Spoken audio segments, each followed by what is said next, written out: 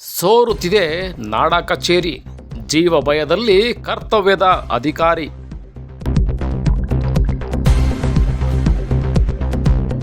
ಹೌದು, ಕೆಆರ್ ನಗರ ತಾಲೂಕಿನ ಹೊಸಗ್ರಾರ ಹೋಬಳಿಯ ನಾಡ ಕಚೇರಿ ಕಳೆದ 60 ವರ್ಷಗಳಿಂದ ಒಂದೇ ಕಟ್ಟಡದಲ್ಲಿ ಕಾರ್ಯನಿರ್ವಹಿಸುತ್ತಿದ್ದು, ಇತ್ತೀಚಿನ ದಿನಗಳಲ್ಲಿ ಮಳೆಗೆ ಬಿಲ್ಡಿಂಗ್ ಸೋರುತ್ತಿದ್ದು, ಅಧಿಕಾರಿಗಳು, ಸಿಬ್ಬಂದಿಗಳು ಹಾಗೂ ಸಾರ್ವಜನಿಕರು ಪರದಾಡುವ ಸ್ಥಿತಿ ನಿರ್ಮಾಣವಾಗಿದೆ. 60 ವರ್ಷ ಹಳೆಯದಾದ ಈ ಕಟ್ಟಡ ಶಿಥಿಲಗೊಂಡಿದ್ದು, ಮಳೆಗಾಲದಲ್ಲಿ ಎಲ್ಲ ಕಡೆಗಳಲ್ಲಿ ಸೋರುತ್ತಿದೆ. ಕಂಪ್ಯೂಟರ್ ಮತ್ತು ಲಿಖಿತ ದಾಖಲಾತಿಗಳು ನೀರಿನಿಂದ ಹಾಳಾಗುತ್ತಿದೆ ಎಂಬ ಆತಂಕ ಒಂದು ಕಡೆ ಆದರೆ, ಕೆಲಸ ಮಾಡುವಾಗ ಕಟ್ಟಡ ಎಲ್ಲಿ ಕುಸಿಯುತ್ತದೋ ಎಂಬ ಭಯ ಅಧಿಕಾರಿಗಳು ಹಾಗೂ ಸಾರ್ವಜನಿಕರನ್ನು ಕಾಡುತ್ತಿದೆ. ಮೂಲ ಸೌಲಭ್ಯಗಳ ಕೊರತೆಯಿಂದ ಜನರು ತೊಂದರೆ ಅನುಭವಿಸುವ ಸ್ಥಿತಿ ನಿರ್ಮಾಣವಾಗಿದೆ ಎಂದು ಸ್ಥಳೀಯರು ದೂರಿದ್ದಾರೆ.